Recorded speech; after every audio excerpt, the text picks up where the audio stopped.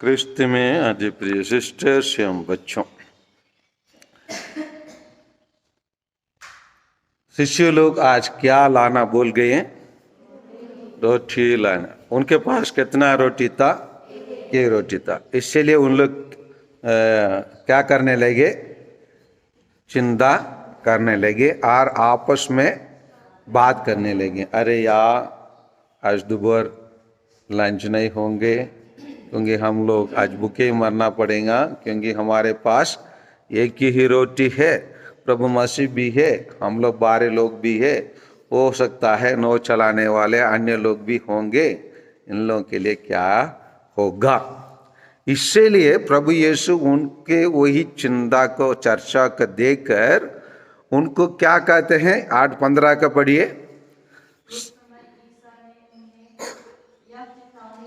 हाँ, सावधान रहो, वर्षियों के कमीर,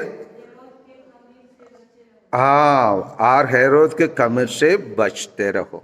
ये क्या कमीर क्या होता है? कमीर क्या काम करता है?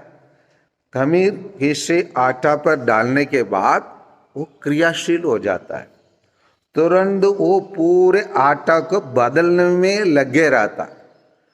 जैसे उदाहरण के लिए हम लोग खमीर डाले, जैसे डोसा और इडली के लिए और अन्य कोई पदार्थ बनाने के लिए हम खमीर डालते हैं, और सुबह होने तक वो पूर्ण रूप से क्या कर देता है? क्रियाशील होके उसी पूरा आटा को दूसरे रूप में बदल देता है।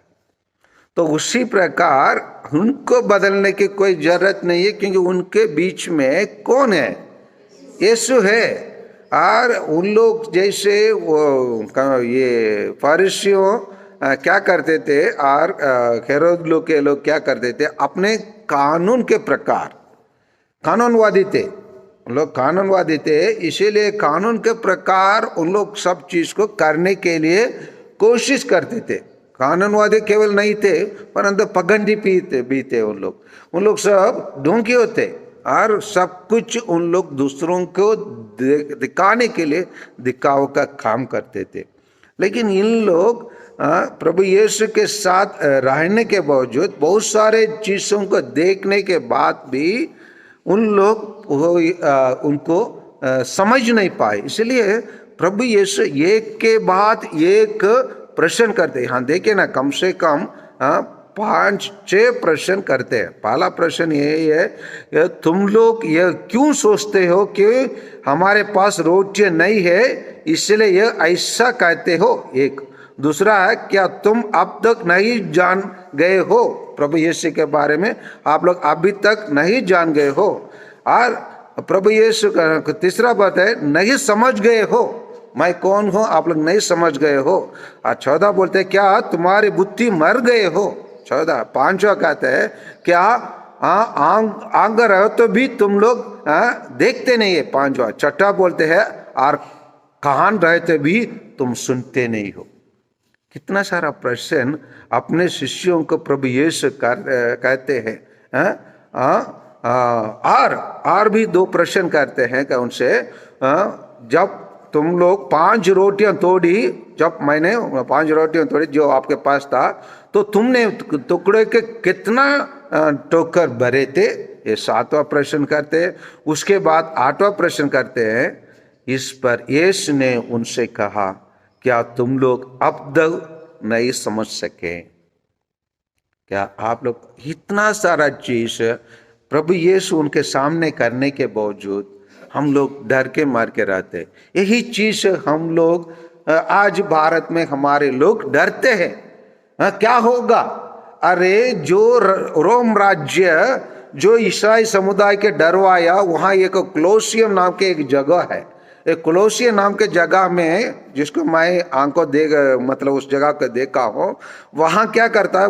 गोल एक, जैसे पटना में गोल घर रहता है, उसी प्रकार एक गोल घर है, और घर के नीचे पिंजरा टाइप का रहता है। पिंजरा के अंदर जानवर, खतरनाक जानवर का डाल देते, और पिंजरा को जब खोल देते, हमारे संत लोगों को, हमारे विश्वासियों को उसमें डाल के उनको खाने के रूप में खिलाए थे। और आज वो रोम राज्य नहीं है, तो प्रभु मसीह का राज्य बन गया। पूरा रोम में कौन अभी विद्यमान है? ईसाई लोग हैं। उन लोग सब बदल गए। जो ईसाई धर्म को कैसे कैसे भी देखते हुए कदम करना चाहते थे और पूर्ण रूप से मिटाना चाहते थे, वो अपने धर्म को मिटाए, अपने रीति रिवाज को मिटाए और पूर्ण रूप से प्रभु मसीह को अपनाए। यही हमको विश्वास का मतलब साक्षी है, विकास विश्व साक्षी दिलाता है। कैसे उन लोग थे और कैसे वो लोग बदल गए। 350 वर्ष के बाद जैसे कॉन्स्टेंटाइन ने प्रभु मसीह को स्वीकार किया, उसी के बाद पूरे रोम राज्य बदल गए और पूर्ण रूप से उन लोग प्रभु मसीह के शिष्य बन गए। इसीलिए प्रभु यीशु हमसे कहते, क्या तुम लोग अब तक नहीं समझ सके? क्यों डरते हो? मैं ही हूं। प्रभु यीशु कहते हैं, आइए प्रभु यीशु को समझने के लिए इन सभी प्रश्नों को आज के सुसमाचार अध्याय 8 मार्कस के सुसमाचार पद संख्या 14 से 21 में जितना लगभग 8 प्रश्न प्रभु यीशु किए हैं, उसको हम जवाब हम खोजे और प्रभु यीशु को समझने के लिए प्रयास करें। आमीन।